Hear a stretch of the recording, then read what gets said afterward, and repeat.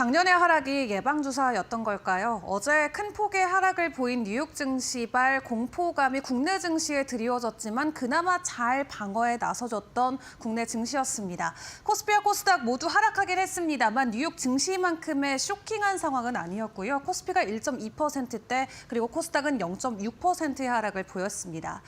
그 가운데 외인과 기관들이 매도에 나섰지만 개인들이 홀로 매수를 이어가면서 나름의 하단 라인을 지지해주는 모습들이 연출이 됐었고요. 그럼에도 여전히 미국 경기 침체에 대한 우려감은 남아있는 만큼 오늘 증시 안에서의 변동성도 계속해서 커질 수는 있겠습니다.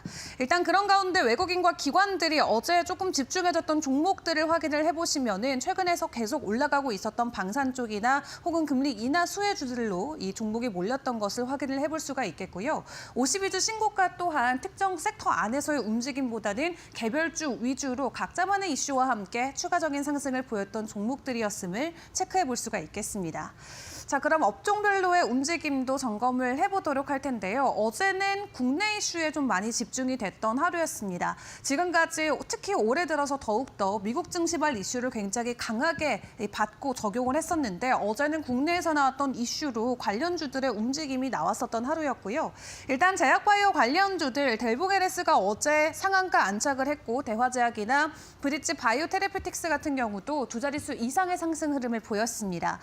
국내 특허청에서 빠른 특허 심사로 바이오 이 5대 강국을 만들기 위해서 힘을 실어주겠다라는 내용이 전해지면서 이 특허와 관련된 모멘텀이 있는 관련 종목들이 어제장에서는 긍정적인 상승 흐름을 보였고요. 그리고 삼성전기 이제 유리기판 시생산이 임박했다라는 내용과 함께 유리기판 관련주들이 월요일과 화요일장에서 모두 긍정적인 상승 흐름을 이어갔습니다. 그 가운데 이노메틀이라던가 YMT 20% 넘는 상승장을 보여주기도 했고요. 그리고 로봇 관련해서도 어제 여러 가지 종목들로부터 이슈들이 전해졌었죠. 일단 현대차와 함께하고 있는 보스턴 다이내믹스 같은 경우는 AI 로봇을 만들고 있다는 소식을 전해왔고요. 그리고 레인보우 로보틱스와 T-로보틱스가 대규모 물류 자동화 MOU를 체결했다는 소식이 전해지면서 어제 T-로보틱스 상한가 안착하는 모습을 보이기도 했습니다.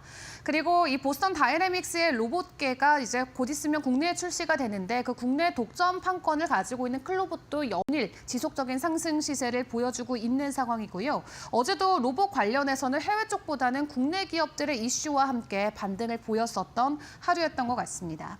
자, 그렇다면 오늘 반짝일 수 있는 이슈는 어떤 것들이 있을까요? 최근에서 계속 52주 신고가를 돌파했던 조선 쪽의 움직임, 오늘도 체크를 해보는 게 중요할 것 같습니다.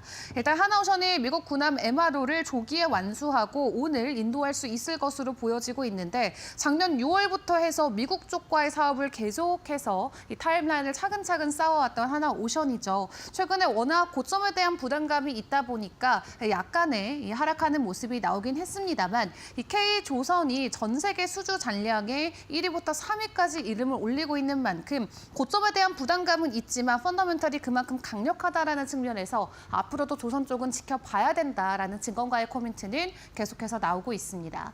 그리고 어제 저녁에 단독으로 좀 보도가 됐던 내용인데요. 중국의 플랫폼이죠. 알리바바와 테무 그리고 쉬인을 지금 국내에서는 편하게 직구를 할 수가 있는데 국내에서 과세를 검토하고 있다는 소식이 전해졌습니다. 일반 국내 유통업체들 같은 경우는 중국에서 제품을 사오게 되면은 보통 8%의 관세에 추가적으로 10% 부가세까지 부담해야 되기 때문에 소비자들에게 전담되는 가격이 높은 편이죠. 다만 중국의 사이트를 통해서 직접적으로 소비자가 구매를 하게 된다면 동일한 제품이라도 상당히 저렴하게 구매를 할 수가 있겠는데요. 그렇다 보니까 국내 유통업체 쪽에서의 불안감이 조금 증폭이 됐고 이런 부분들을 어느 정도 완화해주기 위해서 세제 개편을 다시 한번 검토한다라는 내용이 전해졌습니다. 아직까지는 해외 직구를 놓고 관세가 자유로운 편인데 일단 미국 같은 경우도 이 면세 제도를 없앤다라는 내용이 나오고 있기 때문에 미국 쪽에서 면세 제도가 없어지면 중국이 안 그래도 많은 물량을 다른 국가들로 밀어내기를 할 수 있고 그렇게 되면 국내 유통업체들이 더욱더 어려워질 수 있다는 관측이 나오는 거고요. 일단 여기에 대한 과세 검토안이 최종적으로 확정이 된다면 그동안 좀 주춤했던 국내 유통이나 소매 관련주들의 변동성이 나올 수가 있겠습니다. 해당 소식 오늘 어떻게 소화해줄지 관련주들의 움직임도 함께 지켜보시죠.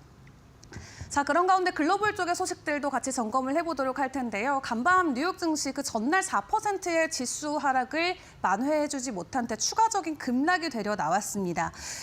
캐나다 쪽에 여러 가지 이슈들도 있었지만 그래도 나름 장 막판에는 잘 마무리되면서 봉합을 했고요. 그리고 오늘 국내 증시에 조금 더 강하게 이슈가 적용될 수 있을 부분은 미국과 우크라이나의 회담 내용이 될 것 같습니다.